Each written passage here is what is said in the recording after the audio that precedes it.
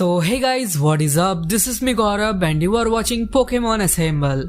तो आज से 10 महीने पहले मैंने ये वीडियो को अपलोड किया था जिसमें मैंने बताया था कि डोरेमोन का जो रोबोट है वो समंदर के नीचे पाया गया था और वो अब जापान के कब्जे में है, जिसको तुम लोगों ने बहुत ज्यादा प्यार दिया। तो उसके लिए तुम लोगों का बहुत बहुत शुक्रिया। और तुम लोगों के इसी प्यार की वजह से मैंने ये सोचा कि इसका पार्ट 2 तो बनता है और इसी वजह से आज मैं इस वीडियो को बनाने वाला हूँ जिसका टाइटल है Doraemon found buried at sea part 2। तो अगर तुमने पार्ट 1 को नहीं देखा और सीधे आके पार्ट 2 देख रहे हो तो तुम्हें इसमें कुछ भी समझ में नहीं आने वाला।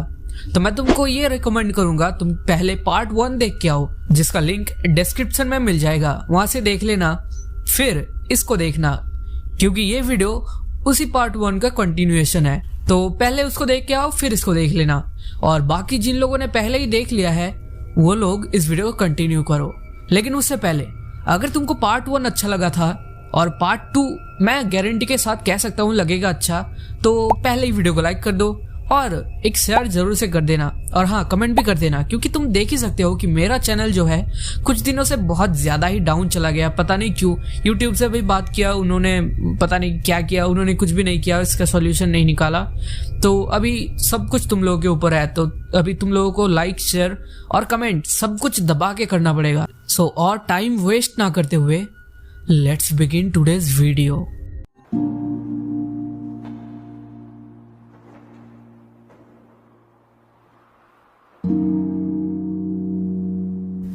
तो मैं एक छोटा सा रिकैप दे देता हूँ जिन लोगों ने बहुत पहले ये वीडियो देखा था, ताकि उनको आसानी हो समझने में। तो एक फ्रेंड ग्रुप सागामी बे पे घूमने के लिए गए थे अपने समर वेकेशन पे। जब वो लोग स्कूबा डाइविंग कर रहे थे तब उनको समंदर के अंदर एक डोरेमोन का स्टैचू मिला। उनको लगा था कि ये स्टैचू है, मगर जब ये स्टैचू फॉरेंसिक जांच के लिए गया था तब उन लोगों को ये पता चला कि ये कोई डोरेमोन का स्टैचू वगैरह नहीं है।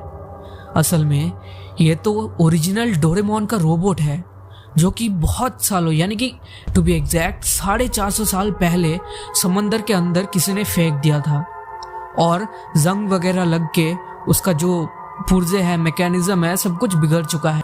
फिर हम देखते हैं कि इंटरनेट पे पूरा अफरा तफरी मच जाती है इसकी वजह से। सब लोग जानना चाहते थे कि आखिर ये डोरेमोन का स्टैचू या फिर टू बी एग्जैक्ट डोरेमोन का रोबोट 450 साल पहले किसने बनाया और समंदर के अंदर फेंका किसने।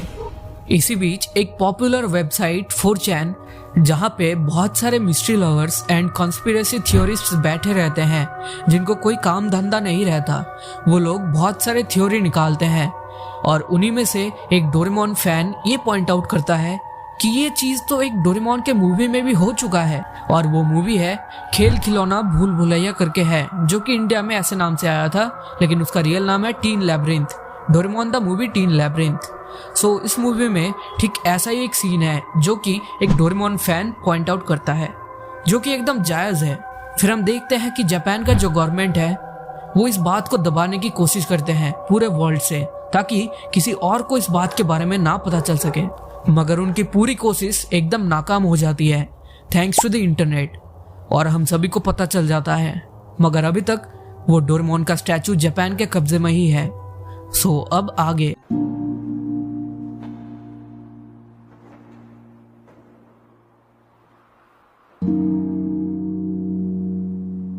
तो हम लोग देखते हैं कि जापान में अब भी कहर मचा हुआ था कि ये डोरेमोन का स्टैचू कहां से आया, कौन लाया, किसकी मदद करने आया था ये डोरेमोन का रोबोट। पब्लिक जो है पूरी पागल हो चुकी थी, किसी को कुछ भी समझ में नहीं आ रहा था।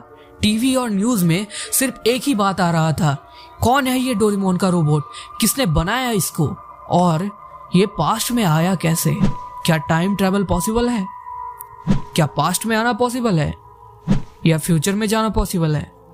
इन सभी क्वेश्चन के आंसर्स हमें आगे मिलने वाले थे, लेकिन पब्लिक तो पागल है, उनको इंस्टेंटली क्वेश्चंस के आंसर पता चलने चाहिए, मगर उनको बताएगा कौन, किसी को तो मालूम ही नहीं।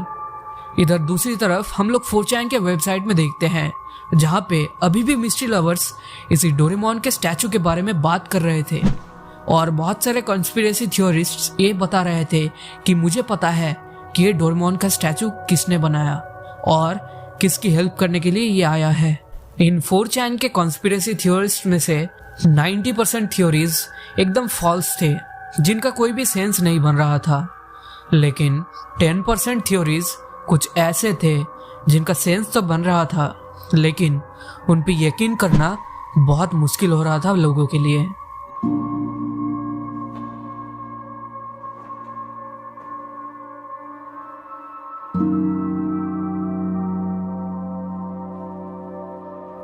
उन्हीं में से एक पॉपुलर थ्योरी ये थी कि ये डोरेमोन का स्टैचू या फिर टू बी एग्जैक्ट रोबोट असल में डोरेमोन के क्रिएटर, डोरेमोन के मांगा क्रिएटर फुजिको एफ फुजियो की मदद करने के लिए नहीं आया था, बल्कि उसके ग्रेट ग्रेट ग्रेट ग्रैंडफादर की मदद करने आया था।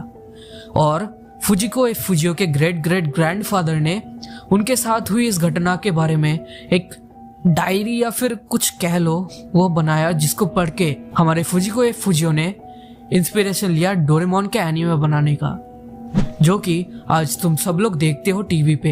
वेल, ये बात एकदम सच हो सकती है।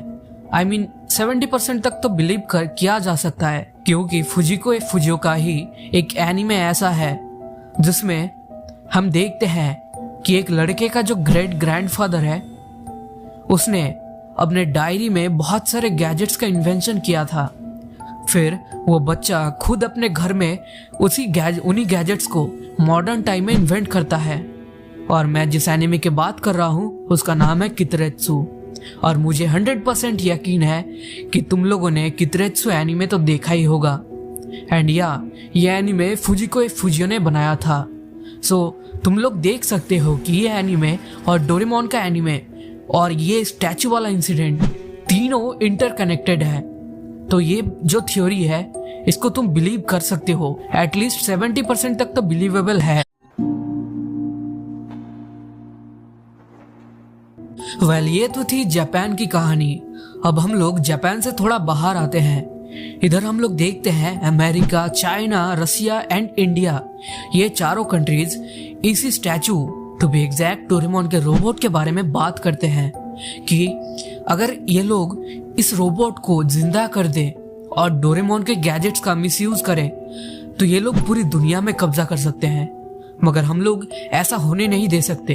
अगर ऐसा हो गया तो पूरे वर्ल्ड का जो बैलेंस है, एक पीस का बैलेंस जो है वो बिगड़ सकता है और वर्ल्ड वॉर 3 का भी चांसेस हो सकता है। तो हमारा इंडिया अमेरिका, रसिया और चाइना को लीड करता है कि हमें अभी कुछ भी ऐसा कदम नहीं उठाना चाहिए जिससे कि जापान हमारा एनिमी बन जाए। अभी हमें जापान के साथ भाईचारा बनाए रखना पड़ेगा। क्या पता उनके पास ऐसे टेक्नोलॉजी हो जिससे वो हमारे कंट्रीज को ही उड़ा दे। तो हमें कुछ ऐसा कदम नहीं उठाना चाहिए। और तुम जानते ही हो कि हमारा इंडिया जो है वो बहुत ज़्यादा रैशनली थिंकिंग करता है। तो ये तो एक अच्छी बात हो गई जो हमारा इंडिया एक लीडर बन चुका है बाकी देशों के लिए। तो इंडिया के लिए एक लाइक तो बनता है और कमेंट सेक्शन में जय हिंद लिखना मत भूलना। तो ये तो रही बाकी कंट्रीज की कहानी। फिर हम लोग वापस से जापान में आते हैं। फिर हम लोग जापान में देखते हैं कुछ क्यूरियस बंदे जो है वो जापान के जिस साइंस लैब में डोरेमोन के ऊपर रिसर्च किया जा रहा था वहां पे इन्वेड कर देते हैं। मगर इन बंदों को डिटेन कर लिया जाता है और इनको एक स्पेशल लैब को ब्रीच करने के लिए लाइफ सेंटेंस भी दिया जाता है। मतलब डेथ सेंटेंस नहीं, इनको लाइफ सेंटेंस यानी कि जेल में रहने की पनिशमेंट दी जाती है। और इन लड़कों को डिटेन करने का जो न्यूज है वो पूरे जापान में आग की तरह फैल जाता है, जिसकी वजह से कोई और लड़के या फिर कोई और सिटीजन ऐसी काम ना कर सके। इधर हम लोग साइंटिस्ट को देख पाते हैं जो कि अब भी डोरेमोन के उस रोबोट के ऊपर रिसर्च कर रहे थे। तभी उन लोगों को डोरेमोन का जो पॉकेट है जिसमें वो गैजेट रखता है वो उन लोगों को मिल जाता है। डोरेमोन के पेट में ही चिपका हुआ था, लेकिन वो लोग इसको एक्टिवेट नहीं कर पा रहे थे। और उस लैब में एक बंदा ऐसा था जिसका IQ लेवल 200 से भी ज्यादा था। इसी वजह से वो उस लैब का टॉप साइंटिस्ट था। वो एक दिन एक रात को अकेले में उस डोरेमोन के साथ रिसर्च कर रहा था। तभी वो ये बात जान लेता है कि कैसे उस डोरेमोन के रोबोट को फिर से रिकवर किया जा सकता है। सो पार्ट 2 को हम यहीं पे खत्म कर देते हैं, क्योंकि मुझे इसको एक सीरीज की तरह बनाना है और कम से कम 5 एपिसोड तो बनाना ही पड़ेगा, ताकि इसको तुम लोग अच्छे से और आराम से एंजॉय कर सको। सो आज के वीडियो के लिए बस इतना ही। वीडियो पसंद आया हो तो वीडियो को लाइक कर देना, चैनल पे नए हो तो चैनल को सब्सक्राइब कर देना, और हाँ, इस वीडियो को शेयर करना मत भूलना। तब तक के लिए मिलता है नेक्स्ट वीडियो में। Bye bye.